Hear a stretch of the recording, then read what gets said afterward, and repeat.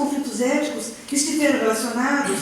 com uma dupla pertinência, e isso também que de alguma forma remete nessas críticas da CPI, que eu falei há pouco,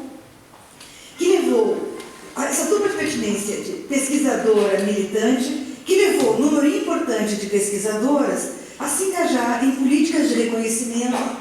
de grupos étnicos, de gênero, orientação sexual, de deficiência, etc., e que envolveram diretamente a comunidade, nossa comunidade, nos estudos de demarcação de terras indígenas, quilombolas, e na produção de políticas públicas para mulheres, população LGBT, pessoas com deficiências, políticas culturais, entre outras. Por outro lado, o segundo embate que a nossa comunidade viveu nas últimas décadas foi um longo conflito dado pelos imperativos da resolução do Ministério da Saúde que exigiam a submissão de pesquisas com os seres humanos aos comitês de ética de pesquisa, os famosos CEPs. Em particular, as duas resoluções do Ministério da Saúde consideravam que grupos vulneráveis, como indígenas, pessoas em situação de encarceramento ou internamento em instituições totais, menores de idade, deveriam obrigatoriamente ter o aval de comitê de ética para serem realizadas. Todavia, em muitas universidades do Brasil, pesquisas antropológicas sobre qualquer tema eram alvo de controle desses comitês de ética, sendo muitas vezes incompreendidas pelos membros do comitê, formados por cientistas das mais variadas latitudes. Tratou-se aqui, então, nos últimos anos, de um confronto político no interior do campo científico brasileiro, no qual coube à antropologia liderar o movimento de associações científicas da área de humanas para a constituição de uma nova modalidade de controle ético fora desse campo da biomedicina. Lutou-se pela diferenciação do que seriam pesquisas com seres humanos ou sobre seres humanos, destacando diferentes graus de risco em campo, ou no campo, ou com as pessoas trabalhadas em campo, ligados, então, a riscos de confidencialidade e ou situações de ilegalidade. Essa proposta foi conquistada recentemente, agora em 2016, e penso que agora podemos começar a pensar que estamos entrando, provavelmente, num quarto período da problemática da ética na nossa comunidade, do enfrentamento das questões éticas, um momento que me parece que vai ser produzido tanto por essas drásticas mudanças no plano das políticas de Estado, relativas a esses grupos, aspas, vulneráveis, etnicamente diferenciados, quanto pelas experiências concretas que esses novos comitês, agora diretamente ligados à área de humanas, vão nos trazer e que vamos ter que nos enfrentar. Saindo, então, desse relato de política científica, voltemos agora o nosso olhar para o terceiro eixo, pensando, então, na articulação das temáticas da ética, do engajamento com a questão da subjetividade. Via de regra, costuma-se localizar a emergência da temática de subjetividade no campo da antropologia, na crítica produzida nos anos 80 pela corrente conhecida como dos pós-modernos, o grupo aquele dos filhos de Gibbs, no lançamento do livro paradigmático Writing Cultures, mas esquece-se da contribuição da antropologia feminista, que estava nascendo nos anos 70, que havia antecipado, em pelo menos uma década, o projeto de autorreflexidade crítica sobre as práticas antropológicas ali propostas e que retrucou imediatamente após a publicação do Writing Cultures com o Women Writing Cultures, organizado pela Ruth Bear e Débora Gordon. Todavia, esse livro é bem menos conhecido, muito menos citado e raramente usado em cursos obrigatórios de antropologia, pelo menos no Brasil.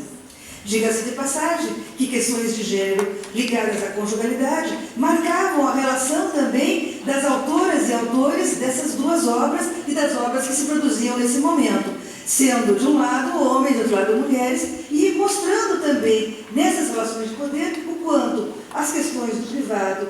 e da subjetividade na conjugalidade se refletem, têm se refletido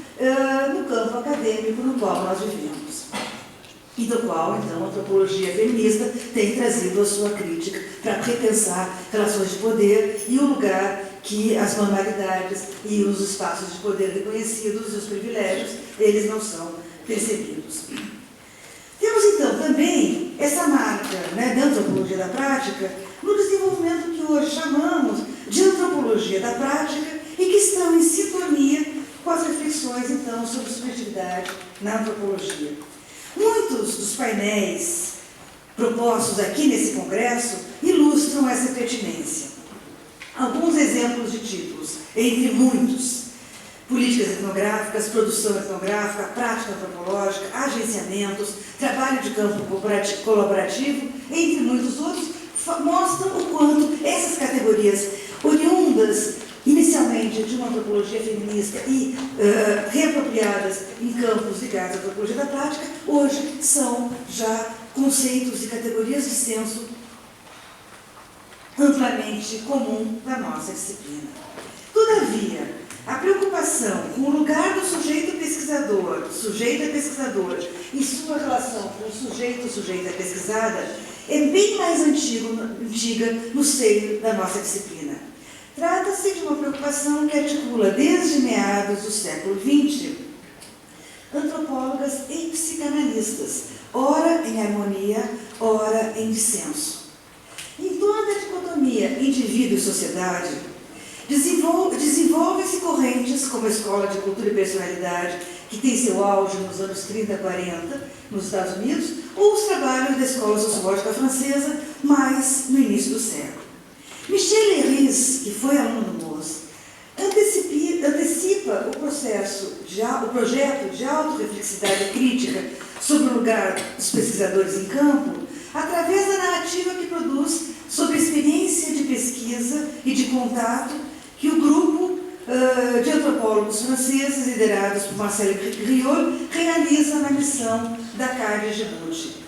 Obra inovadora do ponto de vista antropológico e literário, Afrique Fantôme, África Fantasma, não foi considerada na época uma obra científica, justamente porque permitia a emergência do sujeito no relato.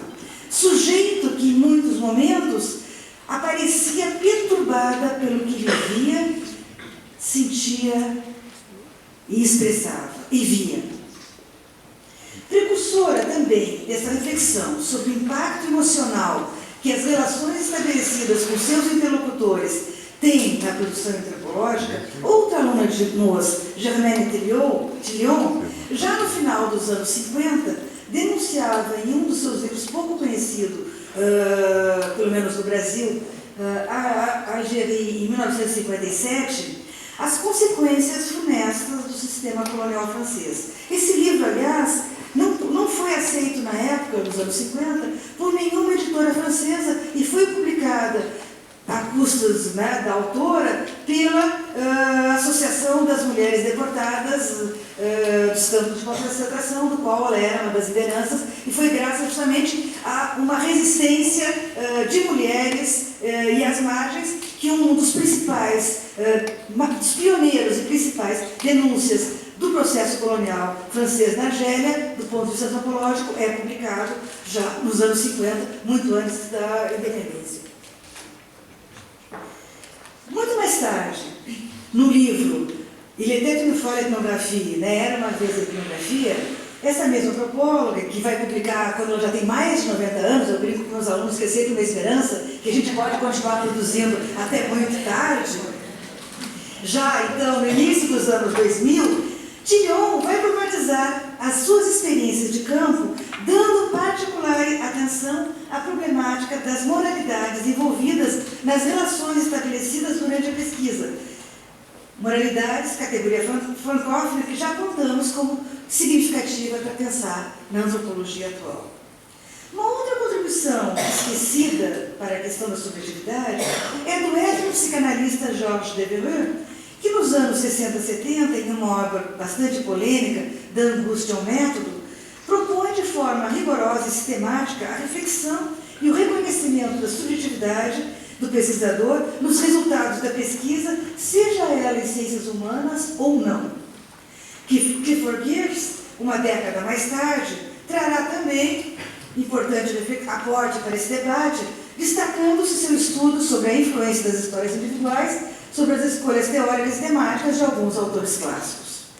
Mas é, sem dúvida, Michel Foucault, o autor de referência para a definição do conceito de subjetividade e subjetivação. Cuidado de si, a amizade, são algumas das categorias-chave sobre essa constituição do sujeito Foucaultiano e da forma como se produz através de processos contínuos, recorrentes e de confronto com situações de poder, dados como a construção do sujeito na contemporaneidade.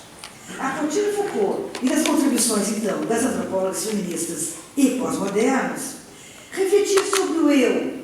da pesquisadora, pesquisador em suas relações de campo tornou-se parte constituinte da escrita antropológica, em particular para aqueles e aquelas que têm trabalhado com temas e objetos próximos da sua experiência de vida, da sua experiência identitária. Esse é um processo que se inicia a partir dos anos 70, com o ingresso na vida acadêmica de militantes do que era chamado naquele momento de novos movimentos sociais. Movimentos que eram, em particular, representados por jovens estudantes de camadas médias, em sua maioria brancas, com significativo capital cultural, mas que se engajavam em movimentos como feminista, homossexual, movimentos ecologistas e já o incipiente movimento negro que hoje vai ter um novo lugar de protagonismo nessas lutas. Novas questões, então, naquele momento, eram propostas. Por que pesquiso esse tema e não outro? Por que me sinto tão interpelada pelo que escuto, vejo, vivo em campo? Como entender o sentimento do outro que investigamos e analisá-lo à luz dos meus próprios sentimentos? Como lido com a minha vontade de mudar o mundo sendo antropóloga? Esta e outras questões ligadas à dupla pertinência pesquisadora militante reaparecem em cena com outras nuances, com a entrada de uma nova geração de pesquisadoras e pesquisadores, muitos delas oriundos de diferentes grupos outrora considerados nativos ou subalternos, como mulheres negras, pessoas transexuais, indígenas, pessoas com deficiência, pessoas de camadas populares, ligadas ao MST e outros grupos tradicionais de periferias e vários movimentos sociais. Entrada também dada pelas importantes políticas de ação afirmativa que vivenciamos na última década. Hoje, a disciplina, composta por uma diversidade de pesquisadores que podemos chamar, e eu estou pondo entre aspas, de nativos, atua no sentido de tradução dos conhecimentos que se produz sobre diferentes grupos à margem do que estou chamando também, entre aspas, de normalidades. Tradução que traz também para a arena política tensões, desigualdades, exploração e produção de subalternidades em claros movimentos de reconfiguração de lugares sociais e lutas por hegemonia política na produção de novos conhecimentos sobre grupos sociais específicos. Quem pode falar sobre pessoas trans? Quem pode falar sobre mulheres negras? Quem pode falar sobre grupos indígenas? São hoje as questões que se colocam a cada dia em sala de aula, em congressos de antropologia, em todos os espaços nos quais frequentamos. Desse lugar, então, de novos conhecimentos situados,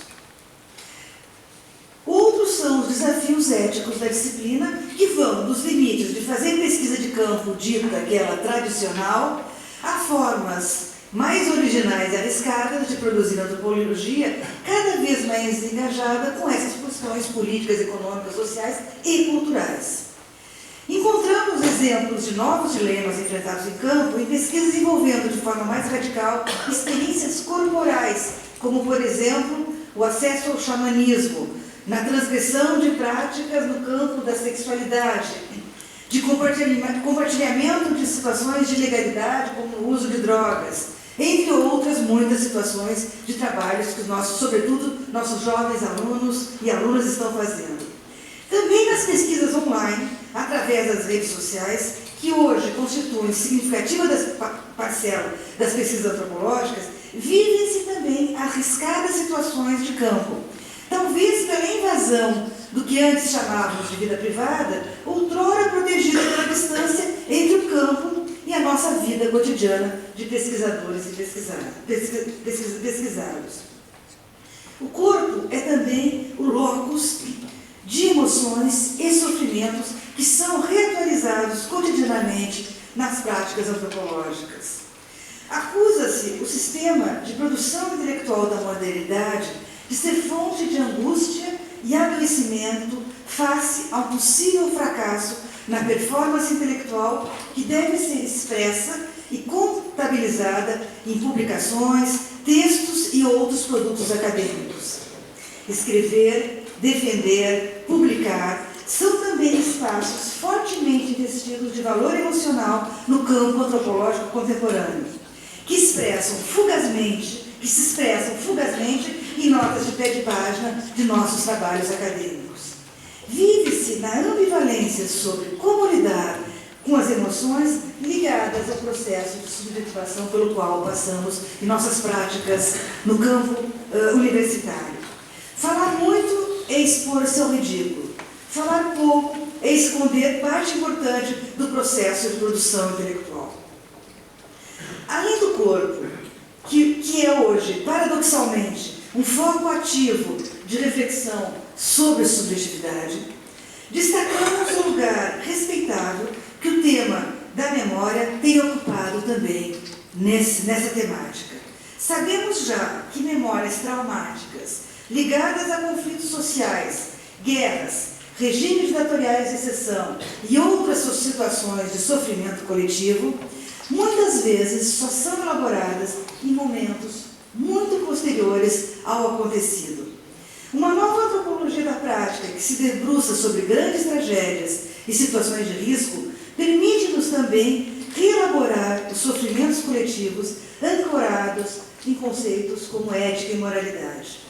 É talvez nesse lugar que hoje nos encontremos, na luta contra o golpe e a democracia no Brasil. Concluindo, eu queria dizer que, atendendo então a demanda da proposta expressa no título desse sexto Congresso da APA, Futuros Disputados, que visa, e cito a proposta do evento, dar atenção às vozes, corpos, desejos, subjetividades, comunidades, identidades, na ansiedade dos passados, presentes e futuros próximos, perante a incompletude das grandes narrativas ideológicas, creio que é imperativo estar atento às novas demandas que chegam à antropologia, seja de dentro da nossa disciplina, de dentro da universidade, do campo acadêmico, seja de dentro por esses novos atores que começam a compô-la, seja de fora pelas interpelações que recebemos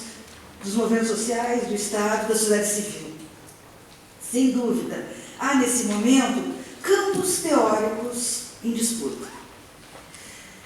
que refletem vários projetos, do que eu estou chamando, entre aspas, de futuro das nossas antropologias, talvez brasileira, portuguesa, contemporâneas. Estes estão diretamente relacionados com as situações políticas conjunturais que estamos vivendo. Certamente, nossas antropologias, em sua promessa de futuro, têm um imperativo ético de compromisso com os grupos que estudamos. Grupos, em geral, à margem do poder, mas que hoje já se começam a integrar nossas salas de aula e nossos núcleos de pesquisa. Escutá-los, sentir e vivenciar esse novo momento é também parte do desafio que as reflexões teóricas sobre ética, subjetividade e prática nos proporcionam. Muito obrigada.